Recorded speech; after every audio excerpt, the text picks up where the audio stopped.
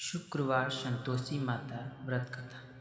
शुक्रवार के दिन माँ संतोषी का व्रत पूजन किया जाता है। इस पूजा के दौरान माता की आरती, पूजन तथा अंत में माता की कथा सुनी जाती है। आइए जानें शुक्रवार के दिन की जाने वाली संतोषी माता व्रत कथा। एक बुढ़िया थी, उसके 7 बेटे थे। 6 कमाने वाले थे जबकि एक निकम्मा था।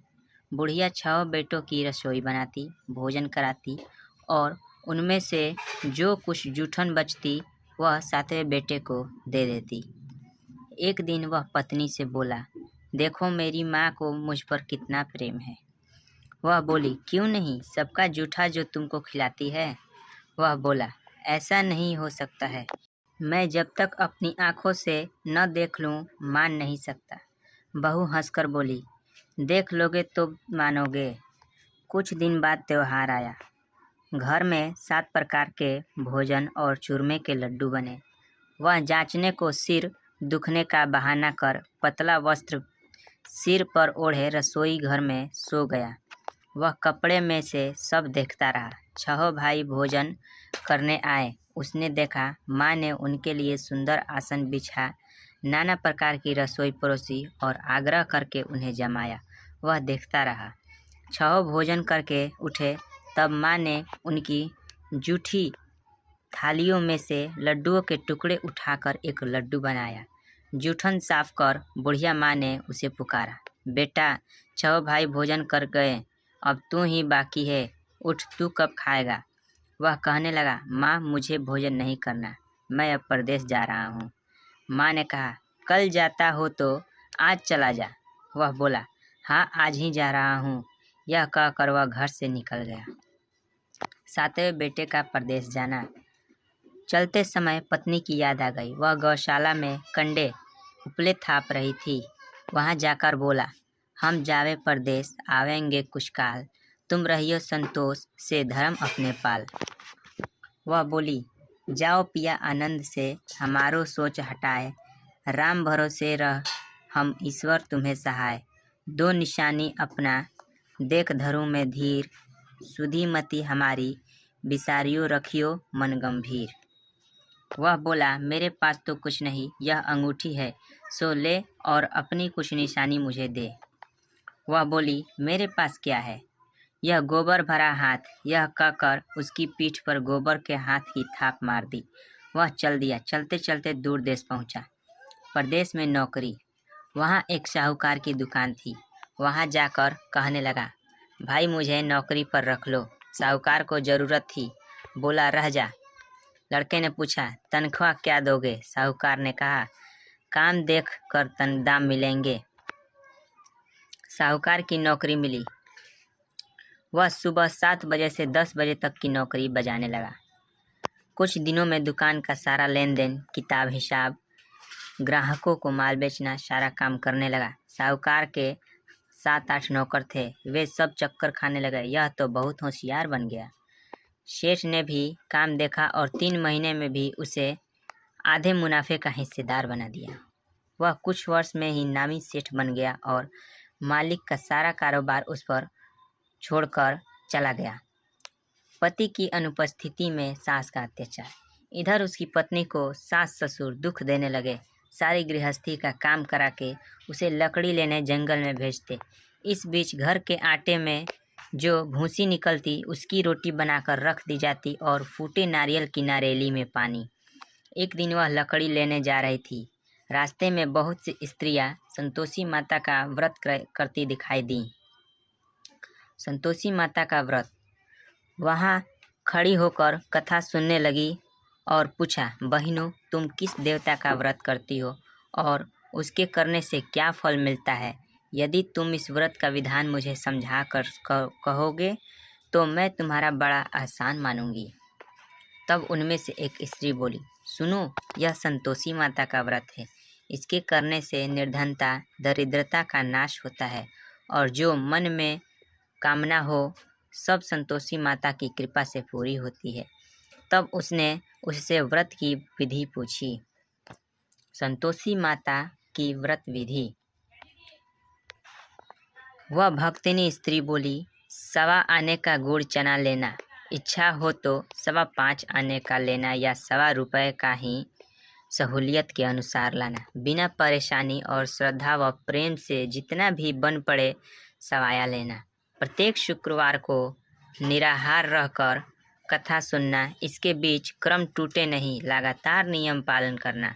सुनने वाला कोई न मिले तो घी का दीपक जला उसके आगे या जल के पात्र को सामने रखकर कथा कहना। जब तक कार्य सिद्ध न हो नियम का पालन करना और कार्य सिद्ध हो जाने पर व्रत का उद्यापन करना। 3 मास में माता फल पूरा करती है। यदि किसी के ग्रह खोटे भी हो तो भी माता वर्ष भर में कार्य सिद्ध करती है। फल सिद्ध होने का उद्यापन करना चाहिए, बीच में नहीं। उद्यापन में 2.5 सेर आटे का खाजा तथा इसी परिणाम से खीर चने का साग करना। 8 लड़कों को भोजन कराना। जहाँ तक मिले देवर जेठ भाई बंधु के हो, न मिले तो रिश्तेदार और आस पड़ोसियों को बुलाना। उन्हें भोजन करा, यथाशक्ति दक्षिणा दे माता का नियम पूरा करना। उस दिन घर में खटाई न खाना। यह सुन बुढ़िया के लड़के की पत्नी चल दी। व्रत का प्रण करना और संतोषी माँ का दर्शन देना। रास्ते में लकड़ी के बोझ को बेच दिया और उन पैसों से गुड़ चना ले माता के व्रत की तैयारी कर आगे चली और सामने मंदिर देखकर पूछने लगी, यह किसका मंदिर है? सब कहने लगे, संतोषी माता का मंदिर है। यह सुनकर माता के मंदिर में जाकर चरणों में लौटने लगी। दिन हो विनती करने लगी, माँ मैं निपट अज्ञानी हूँ, व्रत के कुछ भी नियम नहीं जानती, मैं दुखी हूँ। हे माता जगत जननी, मेरा दुख दूर कर, मैं तेरी शरण में हूँ। माता को दया आई। एक शुक्रवार बीता कि दूसरे को उसके पति का पत्र आया और तीसरे शुक्रवार को उसका भेजा हुआ पैसा आ पहुँचा। यह देख जेठ जिठानी मुंह सिकोड़ने लगे, लड़के ताने मारने लगे।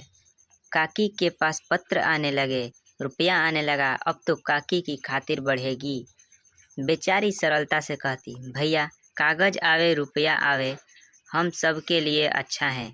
ऐसा कहकर आंखों में आंसू भरकर संतोषी माता के मंदिर में आ मातेश्वरी के चरणों में गिरकर रोने लगी। माँ मैंने तुमसे पैसा कब मांगा है? मुझे पैसे से क्या काम है? मुझे तो अपने सुहाग से काम है। मैं तो अपने स्वामी के दर्शन मांगती हूँ। तब माता ने प्रसन्न होकर कहा, जा बेटी तेरा स्वामी आएगा। यह सुनकर खुशी से बावली होकर घर में जा काम करने लगी। अब संतोषी माँ विचार करने लगी, इस भोली पुत्री को मैंने कह तो दिया कि तेरा पति आएगा, लेकिन कैसे? वह तो इसे स्वप्न में भी याद नहीं करता। उसे याद दिलाने को मुझे ही जाना पड़ेगा। इस तरह माताजी उस बुढ़िया के बेटे को पास जा स्वप्न में प्रकट होकर कहने लगी, साहूकार के बेटे सो रहा है या जागता है? वह कहने लगा, माता सोता भी नहीं जागता भी नहीं हूँ, कहो क्या आज्ञा है? माँ कहने लगी, तेरे घर बार कुछ है कि नहीं? वह बोला, मेरे पास सब कुछ है, माँ बाप है, बहू है, क्या कमी है? माँ बोली, भोले पुत्र तेरी बहू घोर कष्ट उठा रही है, तेरे माँ बाप उसे परेशानी दे रहे हैं, वह तेरे लिए तरस रही है, तू उसकी सुख दे। वह बोला, हाँ माता जी यह तो मालूम है, परंतु जाऊँ तो कैसे? परदेश की बात है, लेन देन का कोई हिसाब नहीं, कोई जाने का रास्ता नहीं आता, चले कैसे जाऊँ?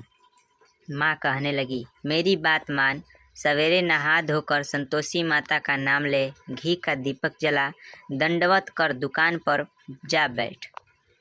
देखते देखते सारा लेन देन चुक जाएगा, जमा का माल बिक जाएगा, साँझ होते होते धन का भारी ढेर लग जाएगा।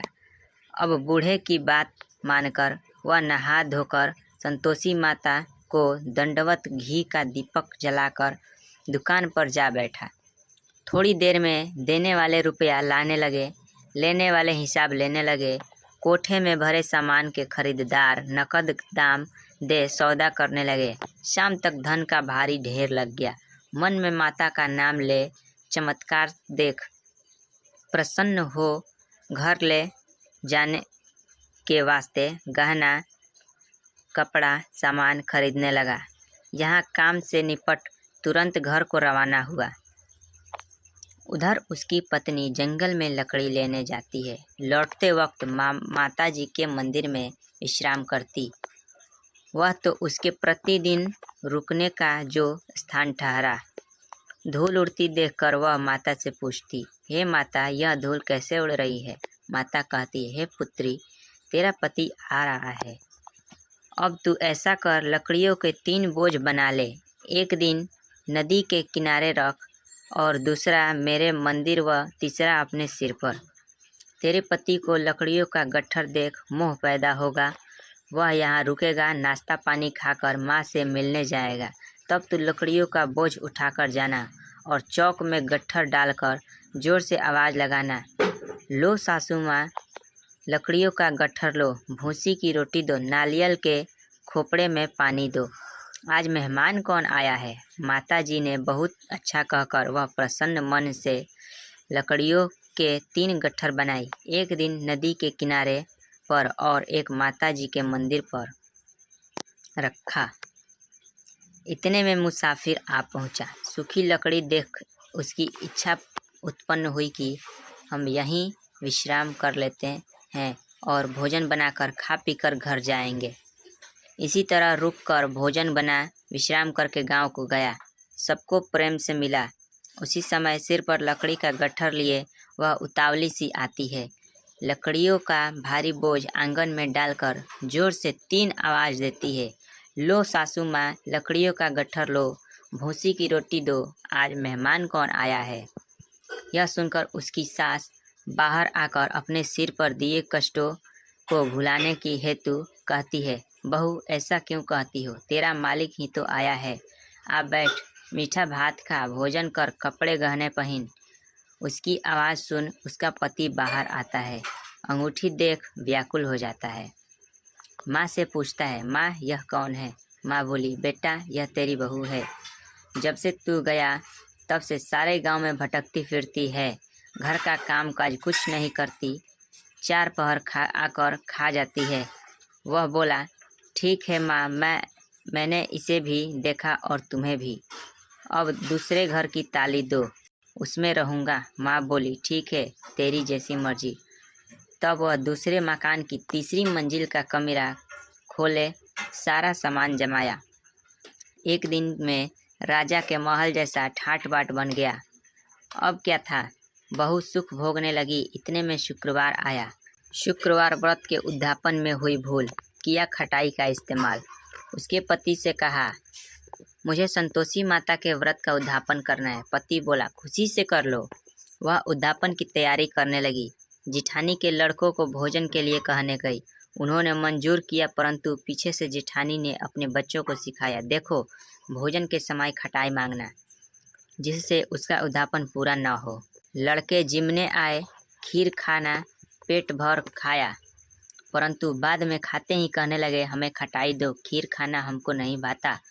देखकर और रुचि होती है। वह कहने लगी, भाई, खटाई को किसी को नहीं दे जाएगी, यह तो संतोषी माता का प्रसाद है।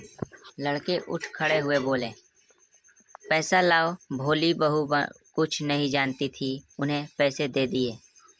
लड़के उसी समय हट करके इमली खटाई ले खाने लगे। यह देखकर बहू पर माताजी ने कोप किया। राजा के दूत उसके पति को पकड़ ले गए। जेठ जेठानी मन माने वचन करने लगी, लूट लूट कर धन इकट्ठा कर लाया है, अब सब मालूम पड़ जाएगा, जब जेल की मार खाएगा। बहू से यह सहन नहीं हुए। माँ संतोषी से माफ़ी मांगी। रोती हुई माता जी के मंदिर गई। कहने लगी, हे माता, तुमने क्या किया? हंसाकर और भक्तों को रुलाने लगी। माता बोली, बेटी, तूने उद्यापन करके मेरा व्रत भंग किया है। वह कहने लगी, माता, मैंने कुछ अपराध किया ही नहीं है। मैंने तो भूल से लड़कों को पैसे दे दिए थे। मुझे क्षमा करो, मैं फिर तुम्हारा उद्यापन करूँगी। माँ बोली, अब भूल मत करना। वह कहती है, अब भूल नहीं होगी। अब बतलाओ वे कैसे आएंगे? माँ बोली, जा पुत्री, तेरा पति तुझे रास्ते में आता मिलेगा। वह निकली, राह में पति आता मिला। वह पूछी, कहाँ गए थे? वह कहने लगा, इतना धन जो कमाया है उसका टैक्स राजा ने मांगा था, वह भरने गया था। वह प्रसन्न हो बोली, भला हुआ, अब घर को चलो। कुछ दिन बाद फिर शुक्रवार आया। फिर किया व्रत का उद्यापन। वह बोली, मुझे फिर माता का उद्यापन करना है।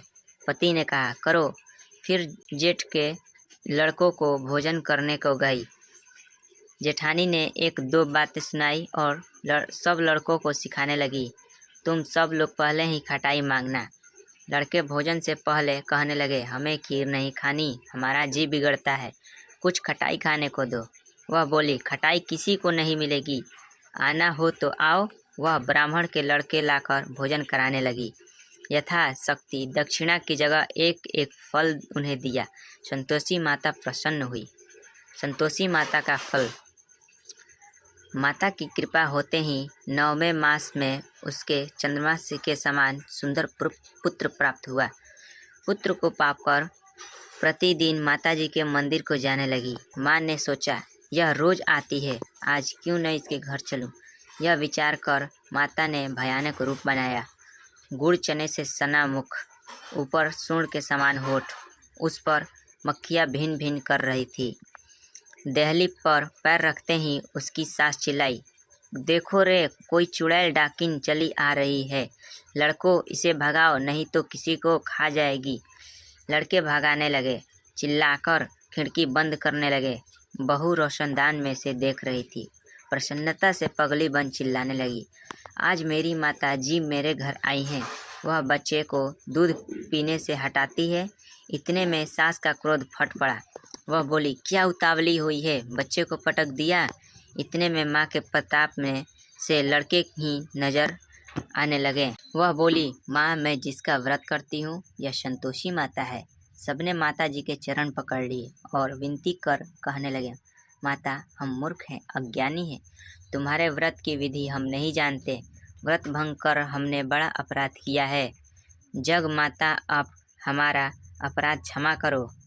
इस प्रकार माता प्रसन्न हुई। बहू को प्रसन्न हो, जैसा फल दिया वैसा माता सबको दे।